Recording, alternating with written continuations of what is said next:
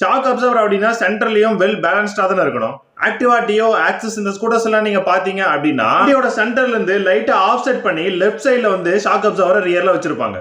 இதை நான் பார்த்திருக்கேன், ஆனா ஏன் இப்படி வச்சிருக்காங்கன்னு எனக்கும் தெரியல. ஒரு ப்ரோ கமெண்ட்ல கேட்டாரு, சரி ஏன் இது இப்படி இருக்குன்னு பாப்போம். இந்த மாதிரி ஸ்கூட்டர்ஸ்ல கொடுத்திருக்கிற ஷாக் அப்சர்வர் வந்து மோனோ ஷாக் அப்சர்வர் லெஃப்ட் சைடுல ஆஃப் செட் பண்ணி கொடுத்திருப்பாங்க. லெஃப்ட் சைடுல ஷாக் அப்சர்வர் கொடுத்திருக்கும் போது வண்டி என்ன ஆகணும், ஒரு சைடு லீன் ஆன மாதிரி போகணும்ல. ஏன்னா ஆஃப் செட் பண்ணி ஷாக் அப்சர்வர் கொடுக்கும் போது வண்டியோட சென்டர் மாறுது, அதனால வண்டி ஒரு சைடு லீன் ஆகி தான் போகும் அப்படின்னு நம்ம நினைப்போம். ஆனா அப்படி போகாம இருக்கிறதுக்கு ரெண்டு காம்பனன்ட் ரொம்ப உதவியா இருக்கு. ஒன்னு அந்த ஷாக் அப்சர்வர், இன்னொன்னு ஸ்விங் ஆர்ம். இங்க ஸ்விங் ஆர்ம் அப்படின்றது என்ஜின் தான். இதே மோட்டார் சைக்கிள்ஸ்ல நீங்க பாத்தீங்க அப்படின்னு வைங்களேன், என்ஜின் ஃப்ரண்ட்ல மவுண்ட் பண்ணிருப்பாங்க, ஸ்விங் ஆர்ம் வந்து ஒரு தனி ஃப்ரேமா இருக்கும். ஆனா ஸ்கூட்டர்ல நீங்க பாத்தீங்க அப்படின்னா ரியர்ல அந்த டயரோட கனெக்ட் ஆயிருக்கிற ஃபுல் செட்டப்பே வந்துட்டு என்ஜின் கம்பார்ட்மெண்ட் தான். அந்த என்ஜின் கம்பார்ட்மெண்ட் தான் ஸ்விங் ஆர்ம் மாதிரி வேலை செய்யும். ஷாக் அப்சர்வர் கம்ப்ரஸ் ஆகும், டயரோட சேர்ந்து என்ஜினும் வந்துட்டு மேல கீழே மூவ் ஆகும்.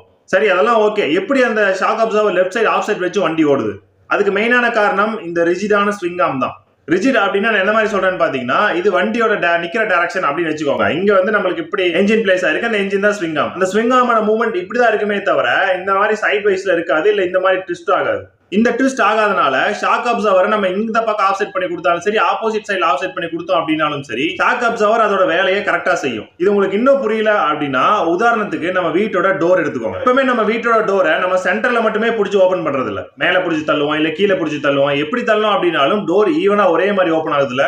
அது ஏன் அப்படின்னு பாத்தீங்கன்னா எந்த பக்கமும் ட்விஸ்ட் ஆகாம நம்ம நிலவோட சேர்த்து அந்த கீழே வந்து செட் பண்ணிருப்போம். சோ கான்செப்ட் சிம்பிள் தான். எந்த இடத்துல ஃபோர்ஸ் ஆக்ட் ஆச்சு அப்படின்னாலும் ட்விஸ்ட் ஆகாம இருந்துச்சு அப்படின்னா லோடு ஈவனா ஆக்ட் ஆகும் அப்படின்றதுதான். அப்புறம் இந்த விஷயம் உங்களுக்கு புதுசா இருந்து இதே ஏதோ ஃப்ரெண்ட் தெரிஞ்சுக்கணும் அப்படின்னு நீங்க நினைச்சீங்கன்னா அந்த ஃப்ரெண்டுக்கு இந்த வீடியோ ஷேர் பண்ணுங்க.